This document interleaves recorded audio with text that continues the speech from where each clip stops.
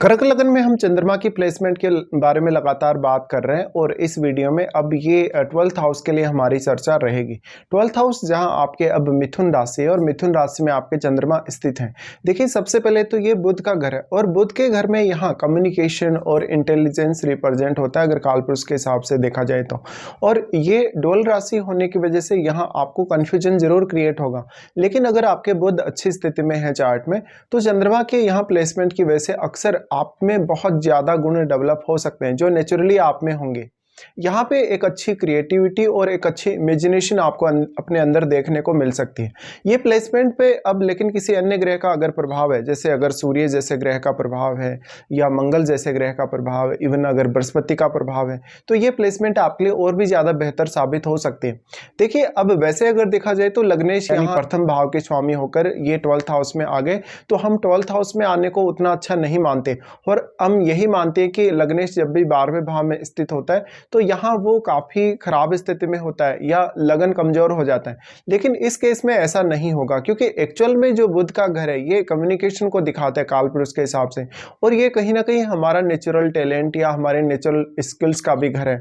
तो यहाँ पे आपको स्वयं को जानने की क्षमता डेवलप होगी चंद्रमा के यहाँ होने से। इस प्रकार का चंद्रमा इवन आपको विदेश में सेटल कर सकता है, काफ़ी आध्यात्मिक बना सकता है और एकाकीपन दे सकता है। ये चंद्रमा है तो आप बहुत कुछ अपना छुपाने की कोशिश करेंगे, बहुत ज़्यादा इमेजिनेशन आप में होगी तो बहुत ज़्यादा ओवर थिंकिंग भी करेंगे, और ड्यूअल साइन होने की वजह से अक्सर आपको स्वयं को लेकर ही कन्फ्यूजन पैदा होगा। लेकिन अगर यहाँ सूर्य का प्रभाव हो, बुध का प्रभाव हो या बृहस्पति का प्रभाव हो तो निर्णय लेने के लिए फिर भी ये स्थिति काफ़ी अच्छी साबित हो सकती है। अब क्योंकि ये 12th हाउस है, 12th हाउस है तो अगर यहाँ मंगल का प्रभाव है, राहु केतु का प्रभाव है, तो ये आपको काफ़ी स्पिरिचुअलिटी की तरफ लेकर जा सकता है और रिश्तों के लिए इतना अच्छा प्लेसमेंट नहीं है कुल मिला के देखा जाए तो।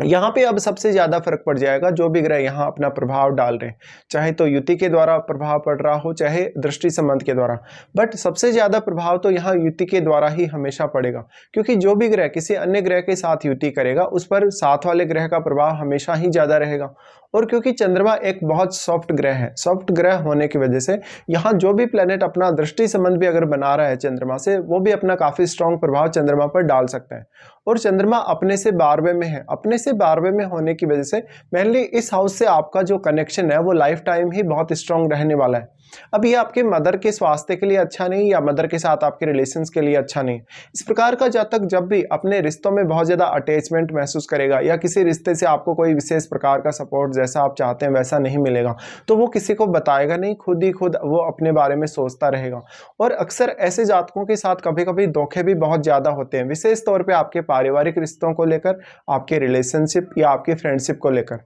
चंद्रमा यहाँ है तो अब सबसे ज़्यादा ये फर्क पड़ जाएगा कि कौन सा प्लेनेट यहाँ चंद्रमा के साथ आपके 12वें भाव में बैठा है, क्योंकि आपके चार्ट में जो भी प्लेनेट यहाँ आया है 12वें भाव में वो अपनी क्वालिटीज या अपने गुणों को यहाँ डिपॉजिट करेगा और अपने उन भावों के गुणों को भी डिपॉजिट करेगा जिनको वो आपके चार्ट में रिप्रेजेंट कर रहा है।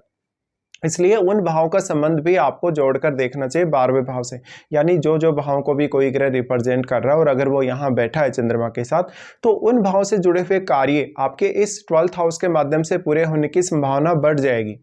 अब यहाँ पे अगर चंद्रमा का कोई मित्र ग्रह साथ बैठा हो, जैसे बृहस्पति साथ बैठे हो, जैसे सूर्य अगर साथ बैठे हो, तो इस बात की बहुत अच्छी संभावना बनेगी कि आप या तो विदेश जाएं या विदेश के थ्रू इनकम सोर्स ढूंढने तो ज़्यादा अच्छा कर पाएंगे। साथ में सूर्य का बैठना तो और भी ज़्यादा अच्छा माना जा सकता है यहाँ पे, क्योंकि सूर्य है वो वास्तव में एक एनर्जी के पावर हाउस है और अगर यहाँ वो बैठते हैं क्योंकि उनके लिए मित्र बुध का ही घर होगा, इसलिए यहाँ सूर्य का बैठना आपके लिए और भी अच्छा साबित होगा कहीं ना कहीं। और अगर मान लो यहाँ चंद्रमा अस्त भी हो जाए तो उस केस में क्योंकि चंद्रमा अपने जो रिजल्ट है कहीं ना कहीं सूर्य से प्राप्त करेंगे, क्योंकि सूर्य यहाँ चंद्रमा को अस्त कर देते हैं तो ऐसा हो सकता है कि आपका जो जन्म है वो अमावस्या के आसपास ही हुआ है और ऐसे में सूर्य यहाँ चंद्रमा को बहुत अच्छे तरीके से प्रकाशित कर रहे हैं एक तरीके से, क्योंकि वो यहाँ चंद्रमा को अस्त कर रहे हैं और चंद्रमा के अस्त होने से आप में एनर्जी लेवल काफ़ी ज़्यादा होगा। फिर ऐसा हो सकता है कि आप अपनी लाइफ में बहुत ज़्यादा ओवर थिंकिंग ना करें आप जो भी जीवन में स्ट्रगल है या जो भी ऐसी कंडीशंस है जहाँ पर आप बहुत ज़्यादा अच्छा महसूस नहीं कर रहे, बहुत स्टेबल महसूस नहीं कर रहे, उन चुनौतियों से निपटने की आपको क्षमता प्रदान करेगा सूर्य।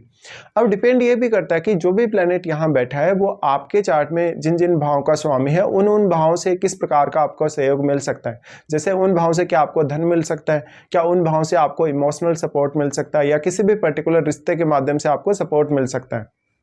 तो यहाँ पे चंद्रमा जो है सबसे ज़्यादा तकलीफ आपको तभी होगी जब यहाँ पे राहु का प्रभाव पड़ेगा। वैसे यहाँ राहु उच्च के जरूर होंगे, लेकिन राहु क्या वास्तव में यहाँ चंद्रमा को प्रभावित कर रहे हैं अगर वो आपके 12वें भाव में बैठे, तो ये आपको जरूर देखना होगा। इसके साथ साथ जो भी प्लैनेट यहाँ स्थित है उससे जुड़े हुए भावों का संबंध आपको देखना होगा इस भाव से, क्योंकि उन भावों से रिलेटेड कार्यों के लिए आप 12वें भाव का इस्तेमाल करें तो आपका जो काम है वो जल्दी बन सकता है या आपके लिए काम करना ईजी रह सकता है।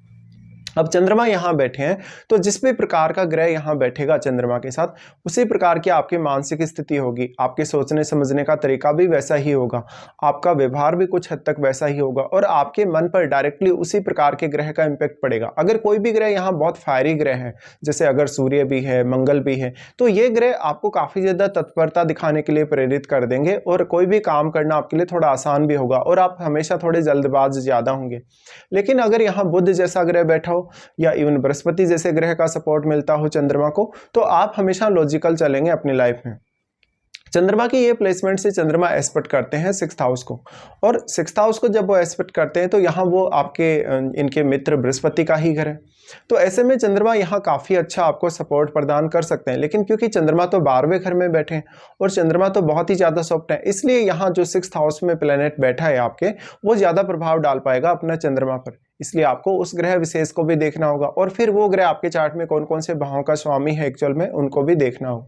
तो इस प्रकार से अगर देखा जाए तो चंद्रमा की इंपॉर्टेंस यहाँ बहुत ही ज़्यादा है और बहुत इंटरेस्टिंग ये प्लेसमेंट है आपके लिए वास्तव में। अब देखिए यहाँ चंद्रमा बैठे हैं तो मोस्टली आप जो विचार करेंगे, जिस प्रकार का आपका इमेजिनेशन होगा, आपके थॉट्स होंगे, वो इस हाउस से बहुत ज़्यादा रिलेट करते हुए से होंगे। कभी कभी आप अपने आप को खोजते हुए रहेंगे, एकाकीपन में रहेंगे, कभी कभी खुद पर ज़्यादा फोकस करते रहेंगे और हमेशा अपने हर रिश्ते को लेकर आप ज़्यादा इमोशनल रहेंगे। बट ऐसा हो सकता है कि आपकी जो इमोशनलिटी है वो लोगों के सामने नहीं आ सकती हो। तो एकाकीपन का मामला आपके लिए तब ज़्यादा और गंभीर हो जाएगा जब शनि का संबंध बनता है या केतु का संबंध बनता है चंद्रमा से। लेकिन केतु का या बृहस्पति का संबंध बन जाए चंद्रमा से तो ये आपके सिक्स्थ सेंस को भी काफ़ी ज़्यादा तेज दिखाता है। इस प्रकार से अब आपको फिर देखना होगा कि आपको वास्तव में क्या चंद्रमा की महादशा है या नहीं। अगर चंद्रमा की महादशा आपको नहीं है तो चंद्रमा के साथ बैठे हुए किसी भी अन्य ग्रह की आपको महादशा हो सकती है। उस दशा में भी आपको चंद्रमा से संबंधित जो प्रभाव है वो देखने को मिलेंगे।